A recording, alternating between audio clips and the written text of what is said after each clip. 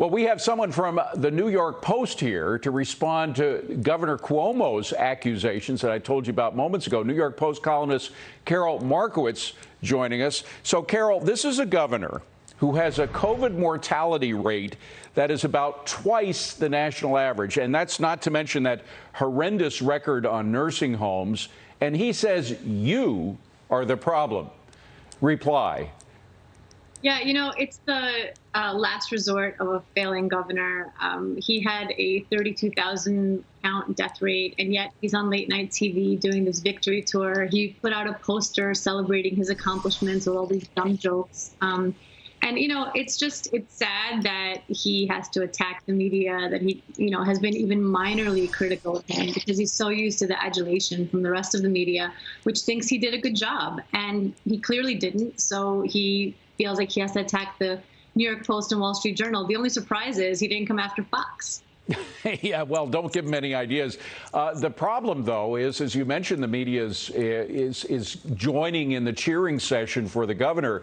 And so a lot of people don't know the record on nursing homes or don't know the record on mortality rates. And so they're just not hearing the real news.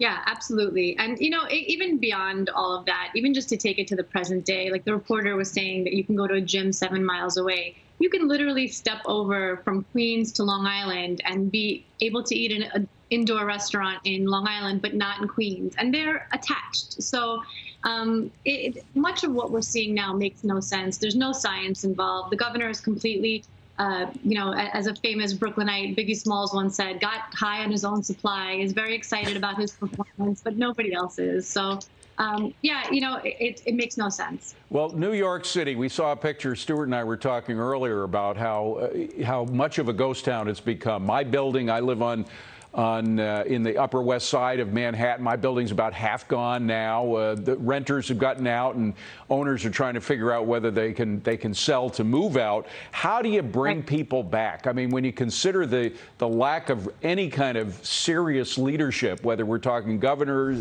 or mayor, how do you bring people back? It's a great city. We've been through crises before, but this one seems unique. So I'm a lifelong New Yorker. I love New York. I'm not one of these people who are like, oh, New York has failed, every time that anything happens in the last 20 years.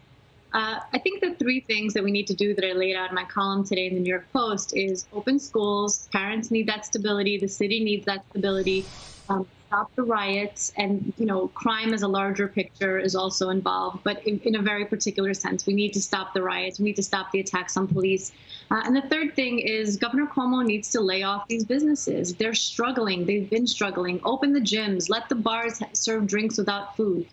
Let's get a grip and follow the science and continue on with our lives the way we were meant to. But, Karol, none of those things will happen with current leadership. Right. Well, I think they need to see that they're losing a tax base. It's not just the super rich that left, That's although right. obviously that's a concern. I think a lot of people think, oh, it's just these rich Manhattanites that left. But I know people who left to go to stay with family all across the country, who are in middle America, who are in other states. They're not all locked up in the Hamptons waiting to return. So I think they need to really realize what we're losing here and how much of the population just won't return if the city remains in chaos and if the state remains in this state of disarray.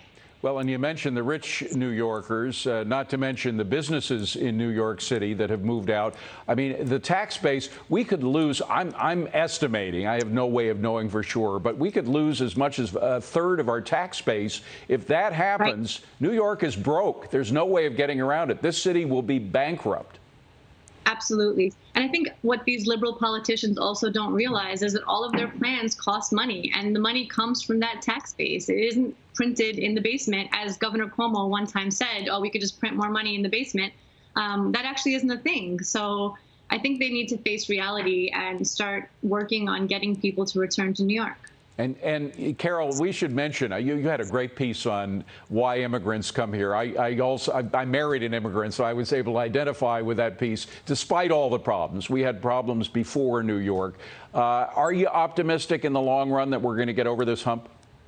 I am in the long run. I'm very concerned about the short term, but I don't bet against New York in the long term. I think that we can turn things around. My family came here in the late 70s. The city was a disaster, but Rudy Giuliani became mayor, and really cleaned up the place. And then Mike Bloomberg's terms were actually a really great time for New York as well. So I think New Yorkers do what they have to do. I just wish they would do it sooner and quicker and not elect socialists. Yeah, wouldn't that be nice? Karol Markowicz, good to see you, Karol. Thank you very much.